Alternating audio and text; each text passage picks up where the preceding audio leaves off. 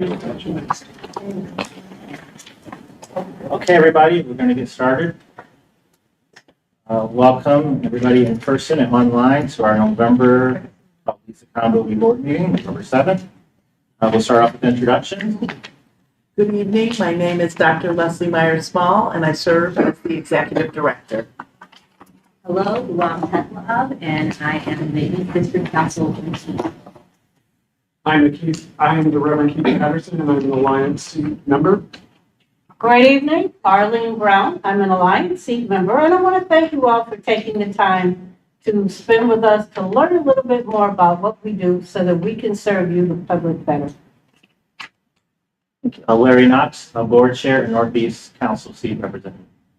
Good evening, William Clark, I'm the mayor's appointee. Yvonne Wilson, Southwest Council seat. How y'all doing? Dan Cadet Senior, PAB Alliance seat appointee. Mary Wambach, appointed from the Alliance. Rabbi Settles excused. She called in earlier. He's not going to be able to make the next meeting. All right, second matter on the agenda is our minutes. I'd like to do approval of the meeting minutes that were emailed out a couple of times and also are in front of us. So we're meeting. If no one saw anything that they'd like to correct, I'd like to move that the minutes be accepted as printed. Okay. All in favor? All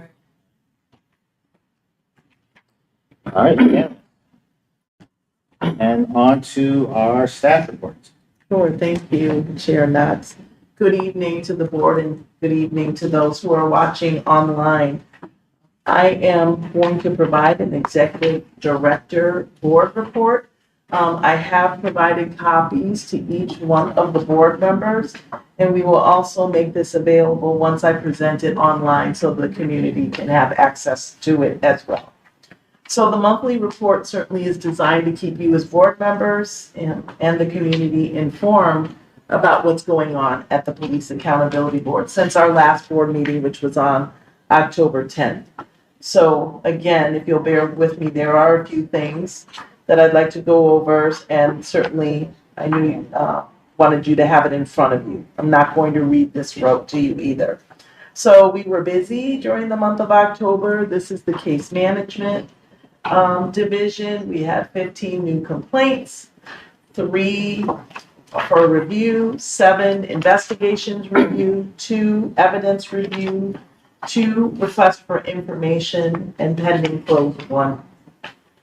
In the Policy and Oversight Division, we hosted 3 public input sessions in October where we engaged 66 community participants. You'll see as I go through my report, you'll note that we are getting out to more individuals in the community and our numbers are coming up. So we're being very intentional about ensuring that that happens. So these sessions not only are required, but are crucial for our policy recommendations. And then we post a lot of the information online. I'm very excited about the third area, and that's community engagement, which certainly is a priority for me. Our community engagement team is on fire.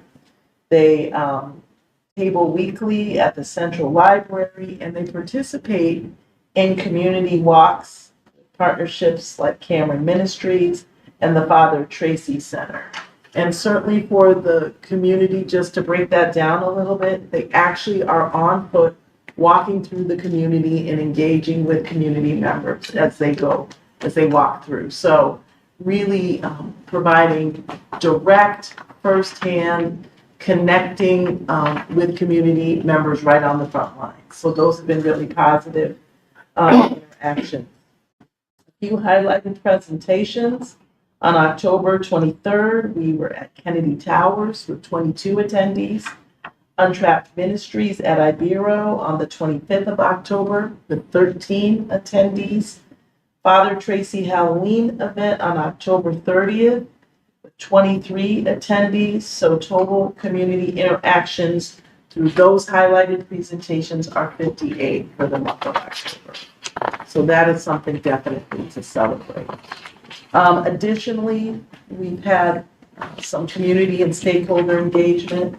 Our Deputy Executive Director on October 12th participated in the Free the People Rock Community Forum, so presented information about the Police Accountability Board, participated in a question and answer session, and received pretty robust feedback from the group.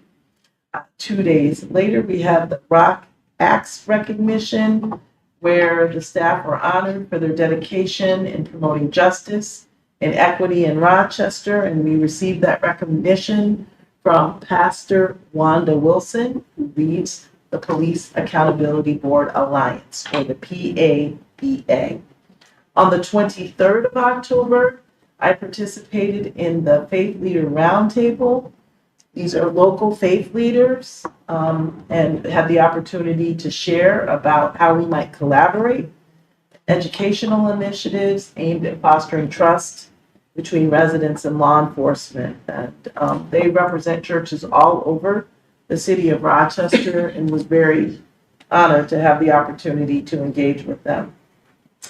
In investigations and reporting, and I'm going to ask Ben to come up and join us at the table. He's going to talk a little bit about the disciplinary matrix. He did circulate a version based on board feedback earlier today, and the goal certainly is to have board approval in December 2024. But I'll let Ben provide a little more insight on that. Yeah, for anyone watching, I'm Ben Whitworth, Deputy Executive Director. And yes, per the city charter, the disciplinary matrix, which is the document that PAB uses to issue disciplinary recommendations that provides the basis of how discipline is determined when officers commit misconduct, is to be reviewed annually.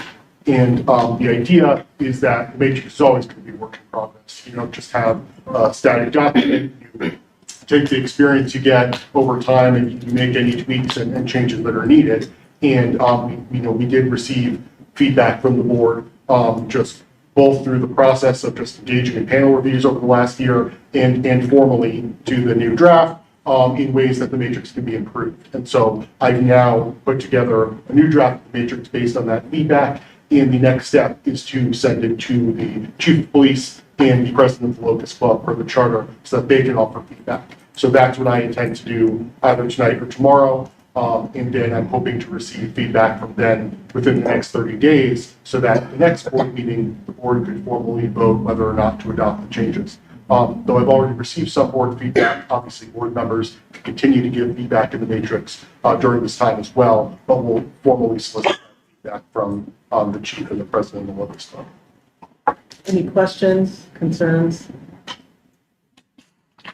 And just to round out investigations, we continue to, the complaints continue to come. So we have a lot of work on our hands. We do prioritize thoroughness and transparency. We want to make sure that our reports are complete before they come to you all. And, the board continues to move at the sort of clip that we've established throughout this year where cases are reviewed on a monthly basis. And we have 7 more we last sat down that have been closed by the board.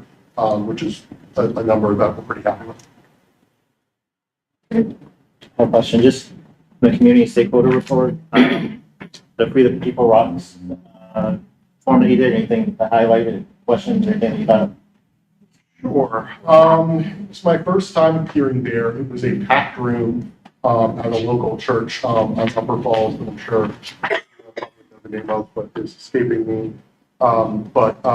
Yeah, there were at least probably 40, 50 people in attendance. And what really stood out is they read our reports. The people in the room had basically really, absorbed a lot of the information that came out when the PAB released investigatory reports and really dug into it. And obviously we didn't speak about anything factual with the reports, but they had a really deep understanding of the process and how PAB works. Because of that, it was really a pretty nuanced, specific conversation where folks were saying, well, I see that, you do this in this instance, and, how does it work in these different situations and things like that.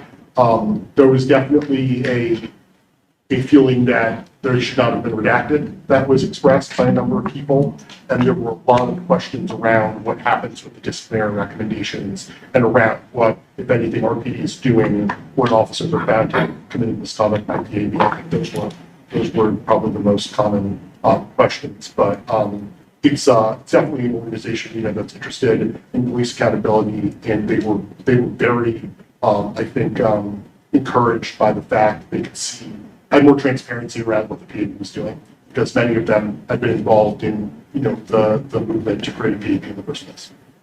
Thank you. Any other questions? Mary? Oh, she's. Oh, okay. Thank you, Ben. Training and professional development been very robust as well. We did participate in the NAPOL conference, National Association for Civilian Oversight of Law Enforcement. We were in Tucson, Arizona. We had staff members, 6 staff members, 3 leadership team members, and 2 board members. So I got to know Bill and Yvonne quite well. You did. Pardon me? Yes, I did. So one of the highlights was Bill and I participated on a very well-received panel at the conference with our partners in Albany and New York City. Several people came up to us and said, best panel we've seen, been coming 3 or 4 years. This was very informative, very real, very meaningful.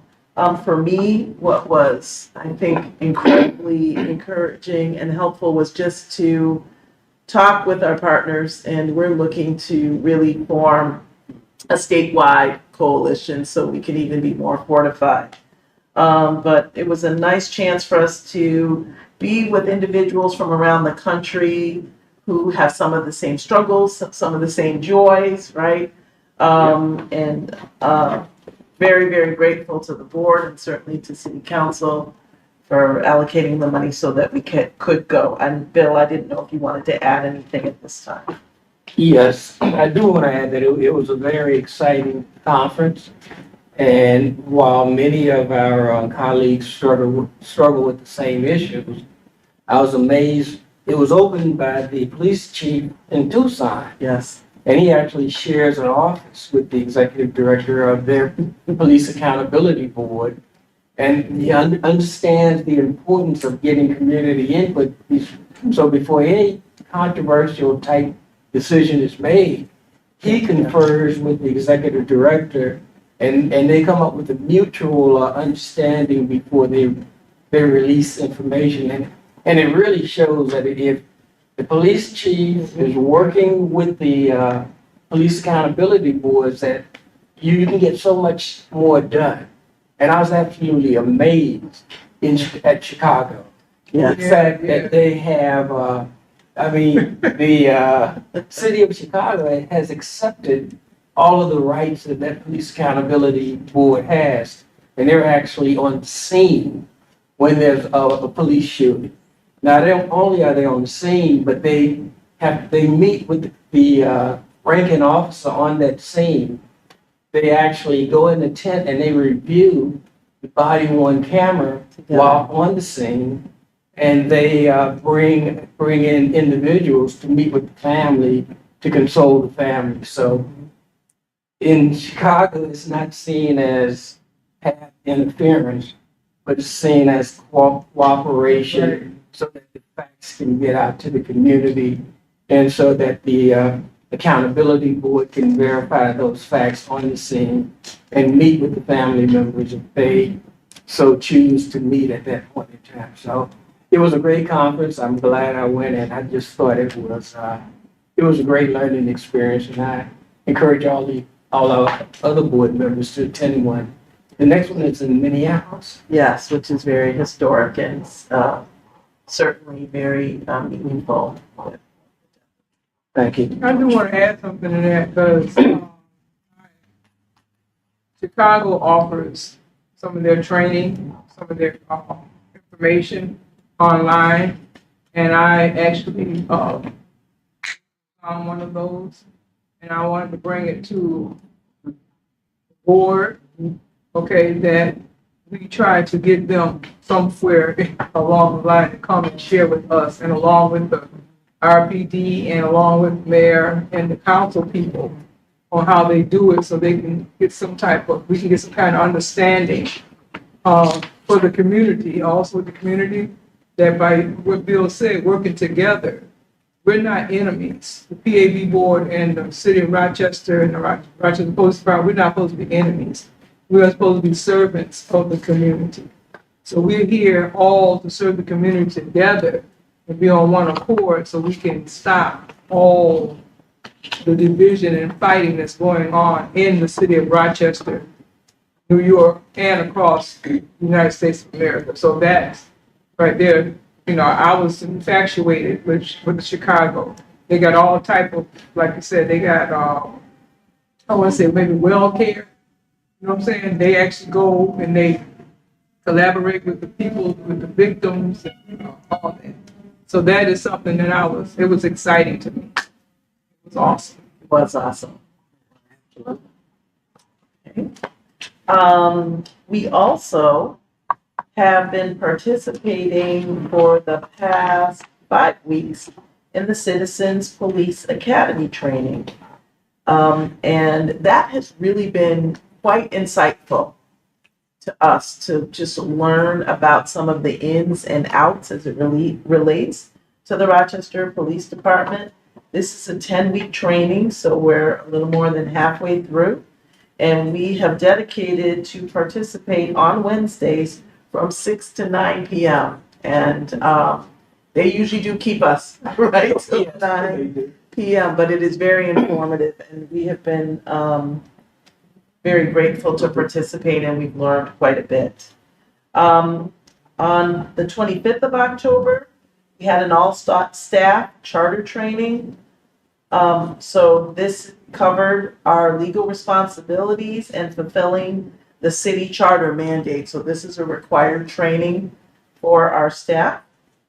And then lastly, under training and professional development, I had the amazing opportunity to participate in the Undoing Racism workshop.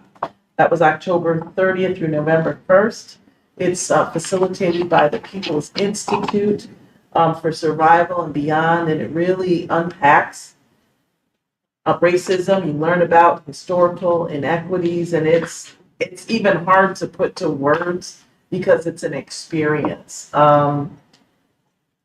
What was also eye-opening was participating with Councilmember Patterson and Deputy Chief of Staff Jennifer Biden, and so I got to know them a little bit better, but it was an amazing training. The strategic plan, which is another area, I was just down at City Council, so this is hot off the press. The approval to move it forward to full committee did move forward 8-1, so that is very encouraging. So either on November 17th or I believe the 26th, it will go for full approval. So I will be there in person to respond to any questions again, or if there's any additional information that they need. So once that's approved, I'll certainly get documents to the board through the Friday letter. And your input and your guidance is really going to be critical as we move forward. Number 8. I had a question. Oh, I'm sorry. Sure. Just what was the conversation on council about the plan? There was one no vote. And it's kind of- Yeah. The lawsuit was the big conversation, really. And given the fact, I had questions about, well, if it goes a certain way, I said, we're moving forward status quo. We need to move forward. We need to have a strategic plan. It's important. And overwhelmingly, again, just one individual was the no vote, but overwhelmingly supported. Overwhelmingly supported.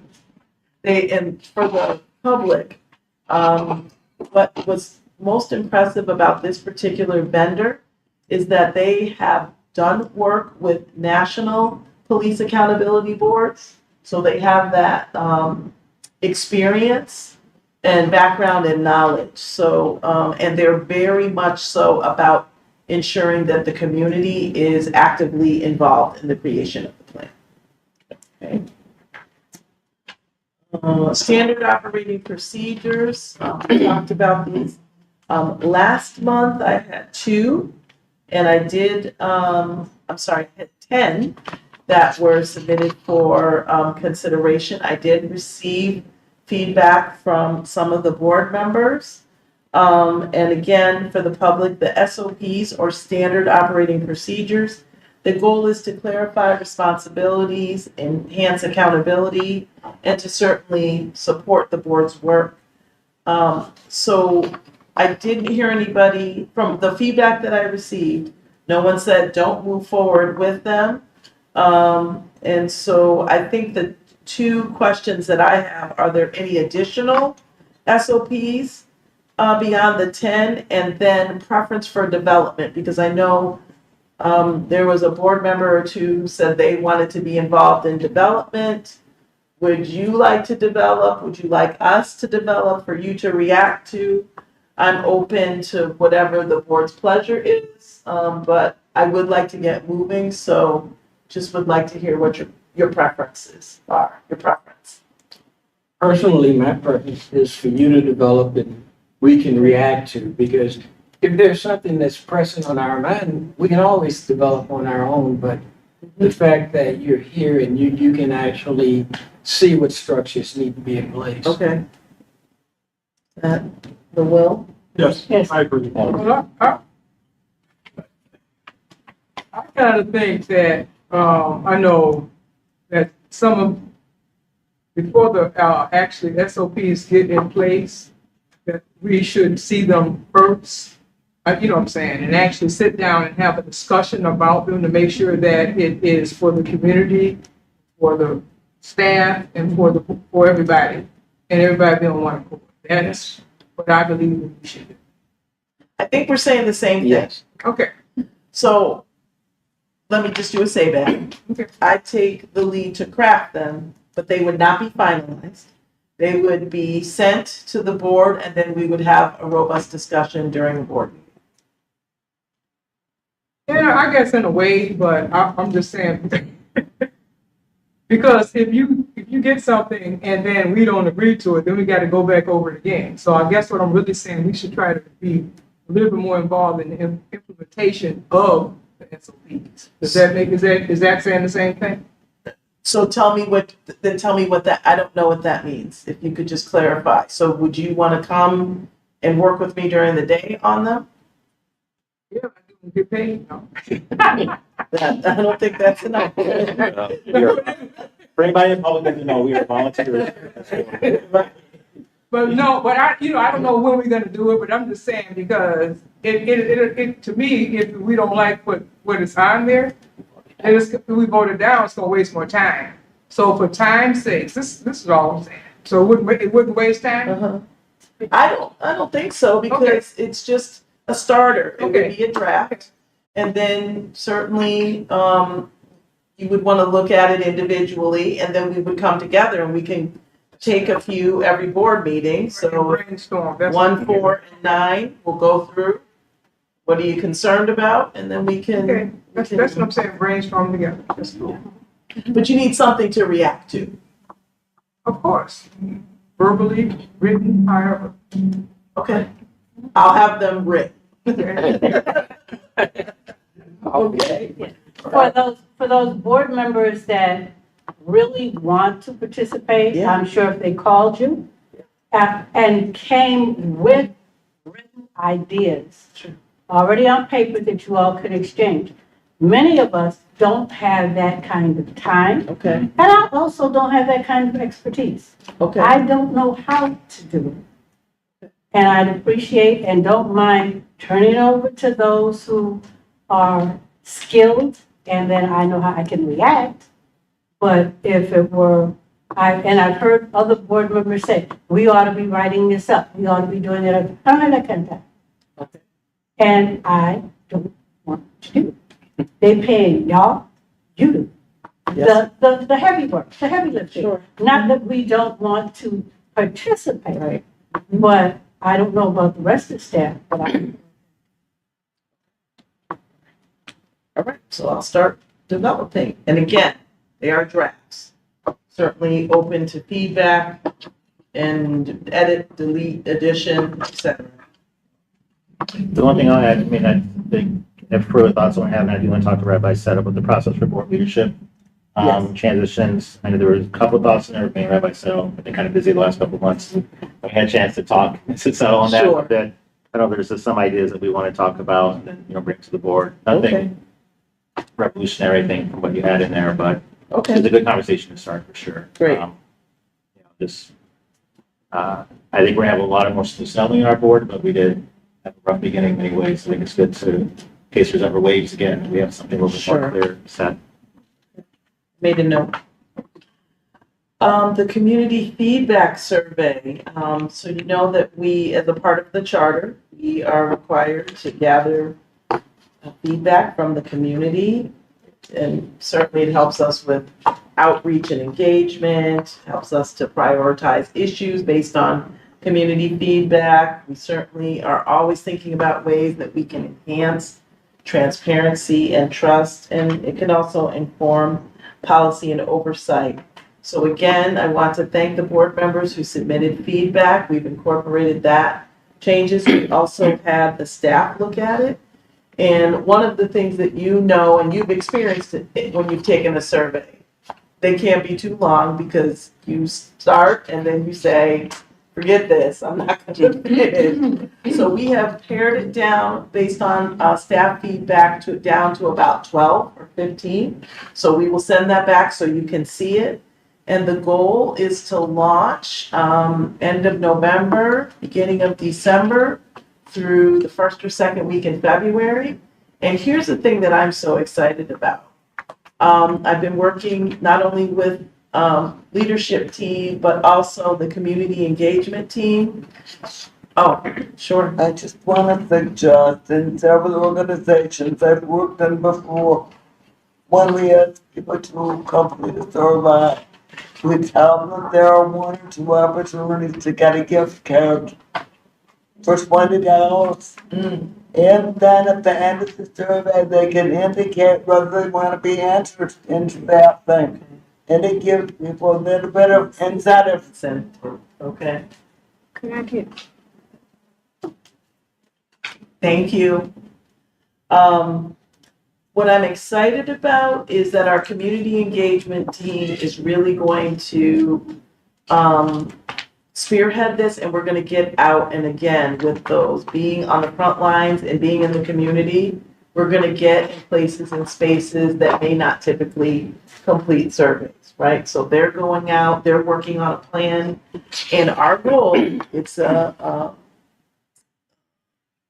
what is it, in a big, hairy, bodacious goal, right? Is to have between 500 and 1,000 respondents. I think Previously, we had 37. So that's a big goal, but they're starting to work to see what does that look like daily, weekly, monthly, and we do believe that we can hit that target. Great. and we as board members are more than willing to help get out and do what we can Yes. to encourage Yes, and to have people in the areas that that are familiar with us absolutely. personally to do that. And we have multiple mediums. There'll be paper copies. There'll be a QR code that you can scan on your phone. We have a Google form, and whenever you go to the PAB website, once we launch, the survey's gonna drop down. So that's the first thing that you'll see. Please complete the survey. So we have multiple ways that individuals can complete it. It will be translated into Spanish. So we're really trying to, again, cast that net really wide. Okay, yes? No, this, I want to say, well, could it be also to the Asian people? The different, just, not just the Spanish people, Mm-hmm. but there's a lot of Asian people, there's a lot of other people in the community. So if possible, could you, have some type of translation for them also? Even like this thing that's going on right now, I don't know what's translated in, but they are also in the community. So, yes, we can certainly look at that. We have a certain amount that we've allocated. We might have to pull from someplace else because we do know the top 9 or 10 languages that are spoken in our community, in the communities that we serve. We could look and see how much additionally that will cost.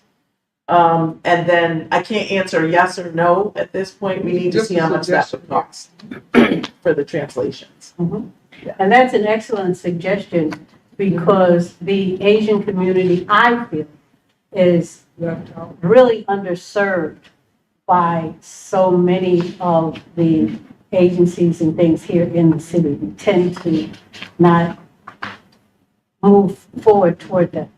And I'm so glad that PAB is willing to take the big leap forward to figure out how best to embrace them. Additionally, the team is also working on connecting with our deaf and hard of hearing populations and also individuals with disabilities. So we are really trying to get the whole gamut of the individuals who make up the Rochester community. Have there been any changes in that office that we need to know about? The community engagement? No, Special? no, yes, I'm leading it. I'm leading it. One of your 30 hats? Right. And then the last item is I passed this around, it's the charter section 18 task and checklist. I am a stickler for making sure that we successfully achieve everything that the charter says that we need to do. And we have broken it up, and you can see there's 7 different tasks. Board, you'll very clearly see that you are involved with every single one of those tasks. And so what we're going to begin to do is to show the task. The description of the task will list the action and when that particular action was completed. So it can be crystal clear that we have satisfied that particular action as it relates to the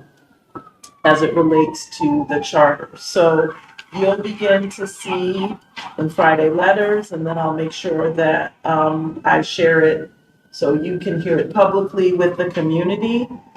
Where we are as far as being on track. I feel really good. I feel like we're in a good place. I would like to, in maybe next month, talk about task 6 a little bit more, performing audits and evaluations, to talk through what that has looked like potentially in the past, and then what you'd like that to look like in the future. But I feel like I have a pretty good command of the rest. And like I said, every single task, I think, but task 6, and maybe in part task 6, say that 5 times fast, can be accomplished in part by the strategic plan, right? Potentially. I was gonna ask if that could be maybe that's part of or I guess for passive, but that's part of their scope of work. Right. If that's something they've done. So that's where I was thinking. But we're moving forward. Task 1, certainly investigate and adjudicate police misconduct complaints. Task 2, our deputy executive director talked about the disciplinary matrix, so that will be satisfied soon. Review 3, review and recommend changes to RPD policies and procedures. We're actively engaged in that. Task 4, community outreach and accessibility. We are making great progress there. Task 5, the publishing of monthly, quarterly, and annual reports. We're in a good place there. Those happen with regularity. Task 6, I said I'd like to talk more about. And then task 7, board and staff training, and I mentioned our progress in that earlier in my report. So I feel like we're in a good place and we'll make this publicly available, and certainly we'll get this information to you first, but also to council. So I know that was a lot, but that completes my report from the last time I came before you. Kudos. Okay? I have one more question. How are we with, I know we've been trying to work with the city on filling a vacancy. Yes. We've had people waiting to get offers. Has there been any? They have been quite responsive. Today, I actually even received emails where we're able to post 2 additional positions. So we're going to, you'll, knock on wood, you'll have, we'll have hiring and new staff coming before you, even I think as quickly before the end of 2024. So people that you wanted to give offers to, have those been moving along? Yes. Great, okay. Yeah.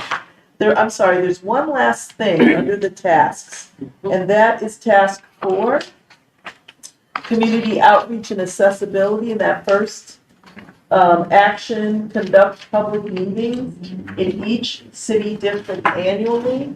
So that's something that the 4 board members who are appointed by their district, we need to make sure that, and I've had community engagement starting to draft something for your review, but we really need to make sure that that happens.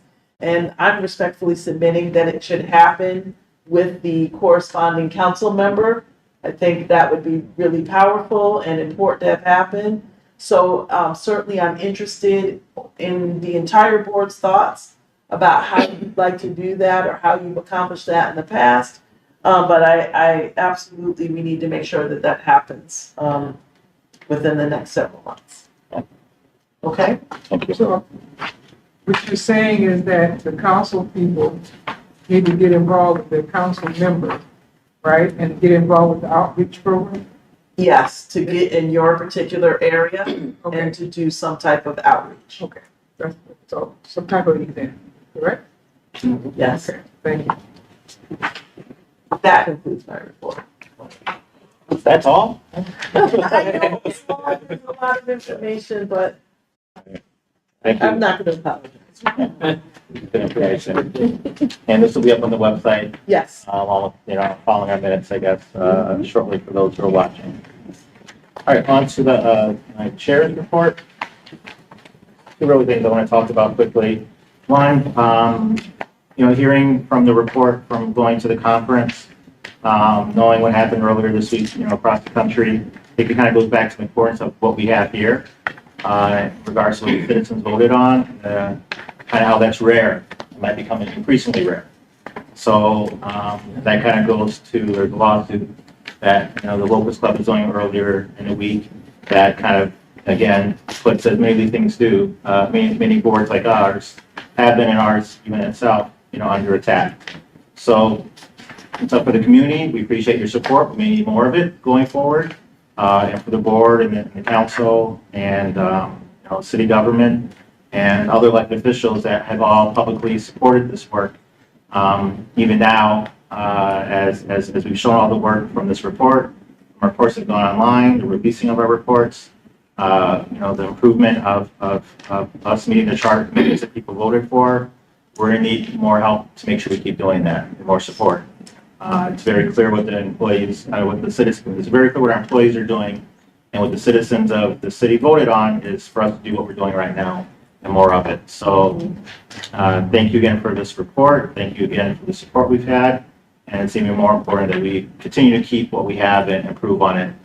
I don't want us to have to slow down and stop doing what the citizens expected us to do.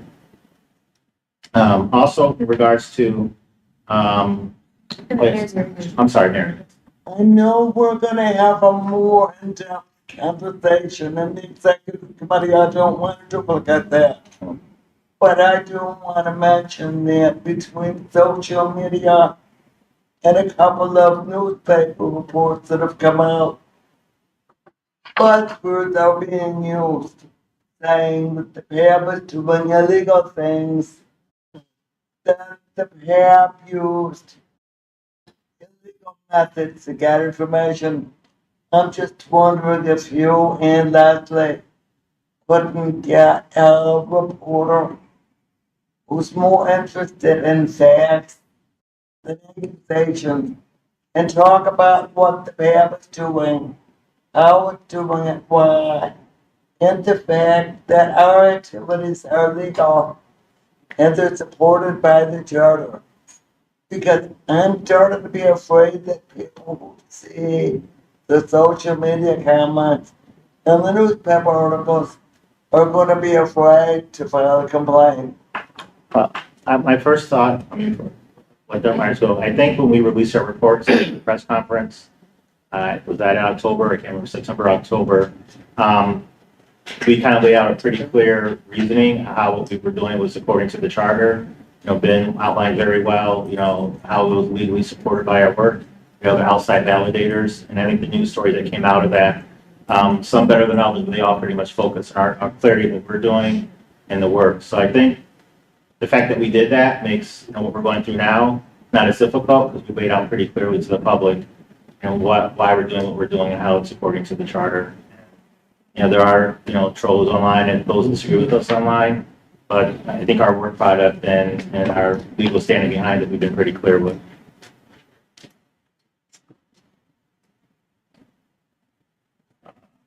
All right, that's all I have for my chair's report. Committee reports for training. We've been going through our trainings. I know the staff's been doing a lot of training. We've had our trainings with NACO. We have another one coming up. I can't remember exactly when, but I know it's in our calendar next week. Okay. We've had, you know, board participation in all those trainings. They're really good trainings, and making sure we're all up to speed. And I am really happy to say, when it goes to trainings, every board member now knows where to serve on the review panels. Yes. So that makes all of our schedules a little bit easier since we have 9 to choose from as opposed to the 3 we had at the very beginning, then 4, then 6, and now we're up to 9. And that will also mean that there will be quicker turnaround on cases that were given to us. So people that did the complaints and the officers that are in the complaint can get that information even quicker. So again, thank you for that, for folks on the board and for the staff for helping us get these trainings done and completed. Anything for old business? Any new business? Let's make a motion to go to executive session to discuss lawsuit.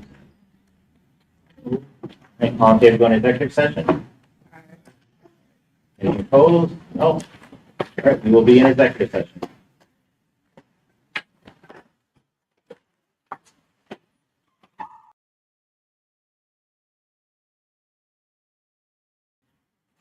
We got to do some scheduling.